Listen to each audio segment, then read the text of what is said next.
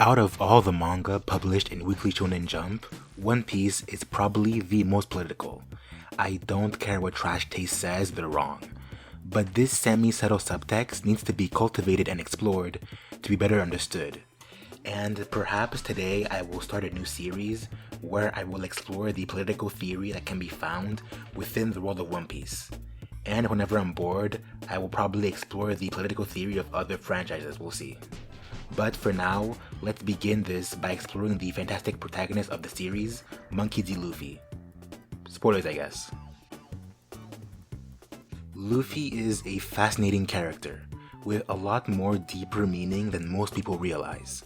His outlook on life and ability to make others believe in him are unique in his world, and this is continually mentioned in the manga and show.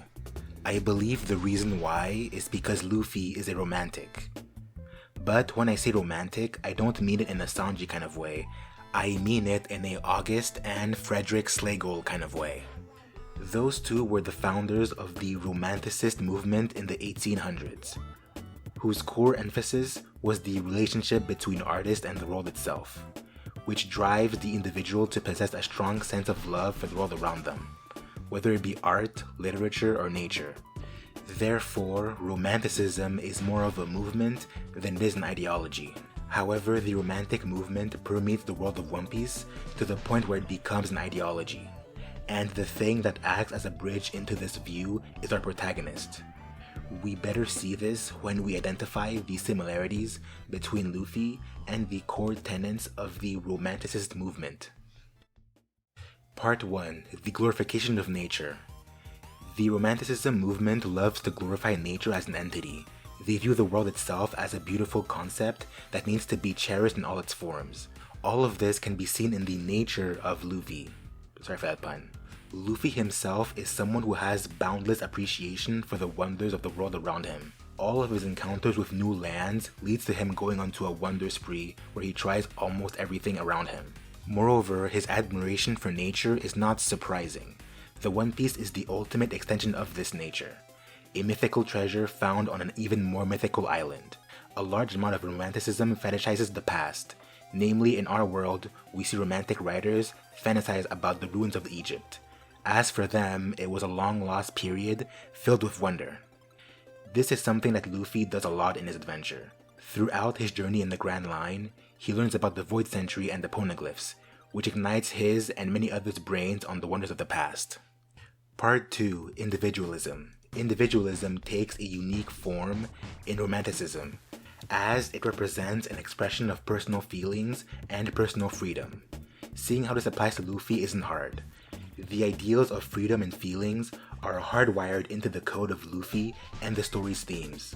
Luffy's pursuit as a pirate is an expression of personal freedom, as he refuses to live his life under the control of another gigantic government. This also connects to a strong sense of rebellion that comes with individualism, as you are trying to combat anything that tries to make you conform, something that Luffy expresses almost all the time. Furthermore, his ideals of freedom are ones he tries to extend to others. There are several moments where Luffy has fought and almost died for others' freedoms, proving that this concept is extremely important to him. This also leads to another large part of Romanticism, emotion. And other than being a man of action, Luffy is a man of emotion, willing to take action purely on emotion if he believes it to be necessary. This all inevitably leads to a pretty new development in the story, as the concept of freedom is taken to its logical extent with the power-up of Gear 5, which allows him to defy the bounds of physics and do literally whatever he wishes. Part 3. Celebration of artistic creativity and imagination. As we have explored before, Romanticism is tied to personal expression and freedom, so it is no shock that artistic creativity and imagination is also tied to this idea, as romantic artists and authors had to grow their own creative freedom to live up to the movement. Luffy is a different kind of artist. He's no writer or painter, but what he is a martial artist, as he demonstrates his fighting style as an art form through a large array of creativity and imagination. Throughout the series, Luffy's arsenal as a fighter has only grown through his way of thinking of new imaginative techniques. And like I said before, his liberation of the world through Gear 5 has allowed him to take his imagination to a completely different level. In conclusion, in the beginning it was said that Luffy is a man who can get anyone to follow him, and I think now we know why. The world of One Piece is a cruel one, with the elite crushing the masses and violence being the only true constant. And in this mess, beauty is obscured. However, Luffy as a character shines a light back onto it. He reminds people of the beauty of the world, of self-expression, of imagination, and of freedom over all else.